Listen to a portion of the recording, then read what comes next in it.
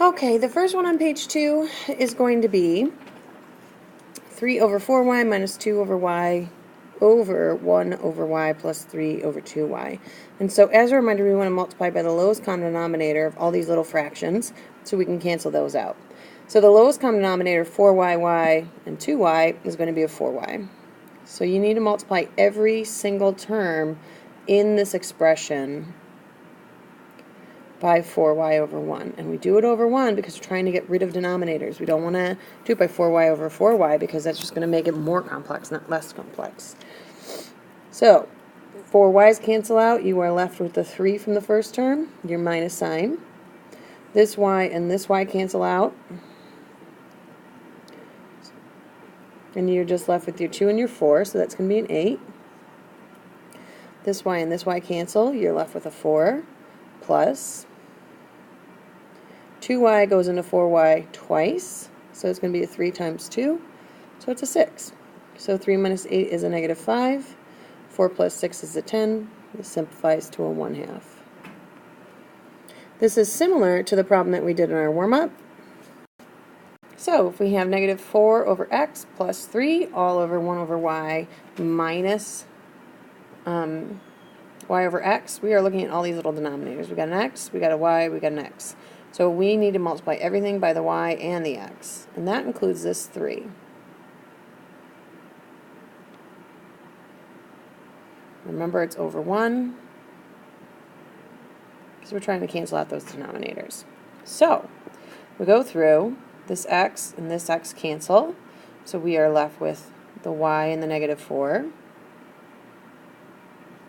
plus the 3 does not have a denominator, so this is just going to be 3xy. Here, this y and this y cancel. You are left with the x and the 1, so that's an x, minus this x and that x cancels. You are left with the 2 y's, so y squared, because it's y times y.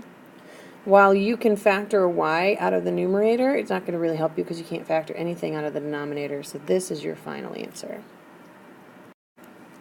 Okay, so the second one on page 2 of your review packet was 6 over x squared minus 9 minus 1 over x minus 3 equals 1. So as a reminder, we always want to factor these guys.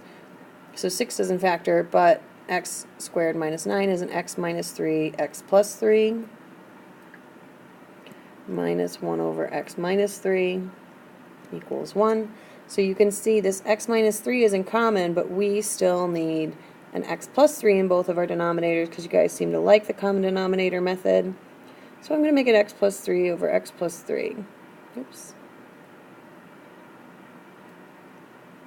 So my first term is 6 over x minus 3x plus 3 minus x plus 3 over x minus 3x plus 3 equals 1. So now they have a common denominator. I'm just going to combine numerators. 6 minus x, but you need to be careful. The minus goes to this as well, so it's going to be minus 3.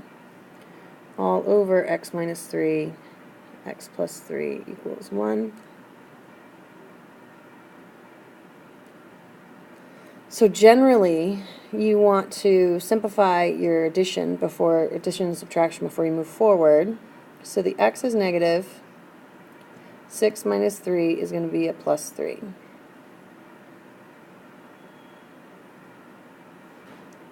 My recommendation, every time you have a negative leading coefficient of x, factor out that negative 1. That'll change the signs.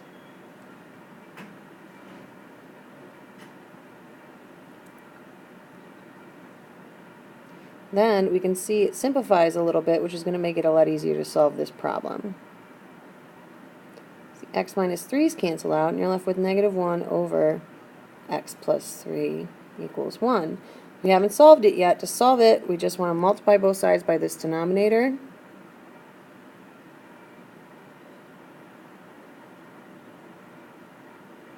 Because then they'll cancel out.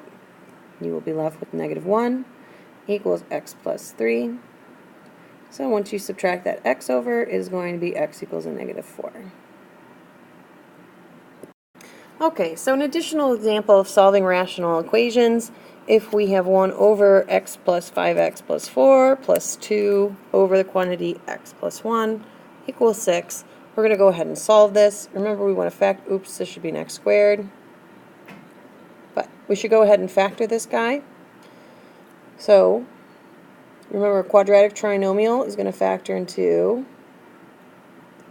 factors of this that add up to that when your leading coefficient is a 1. So, x plus 4 and x plus 1, because 4 times 1 is 4 and 4 plus 1 is 5.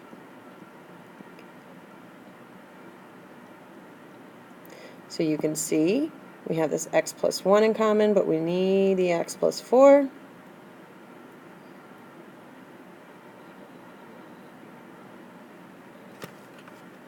So we are going to end up with 1 over x plus 4 times x plus 1 plus 2x plus 8, because we're just going to go right ahead and distribute that and save ourselves a step.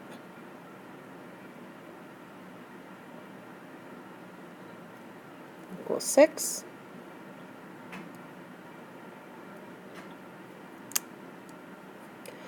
So now we have my common denominator. I can go ahead and add the numerator.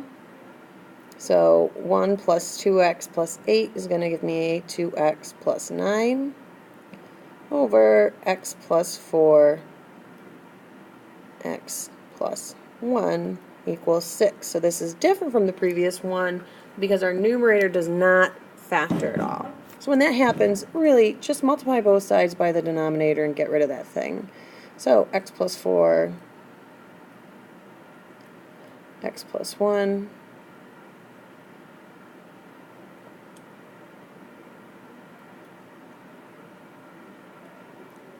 okay, so that'll cancel it out on the left. We're going to have 2x plus 9. And then we know that that really equals whatever we started with up here.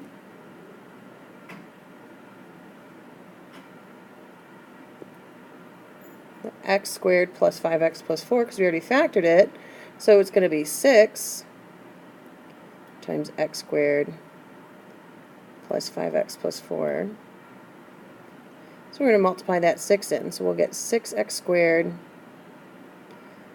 plus 30x plus 24.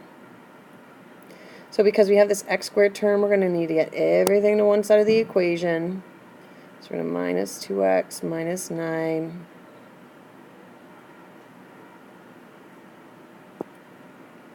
so 0 is going to equal 6x squared plus 28x plus 15.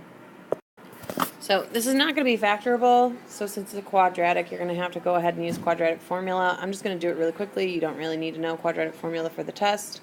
You should know how to factor and solve. You can use quadratic formula if you want to, so it's opposite b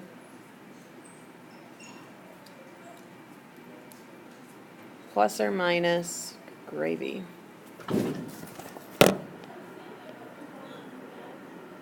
Start that over. Opposite b, which is your middle term, plus or minus square root of b squared minus 4ac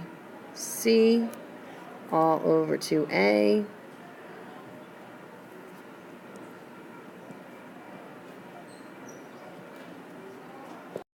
so square root of 424 over 12.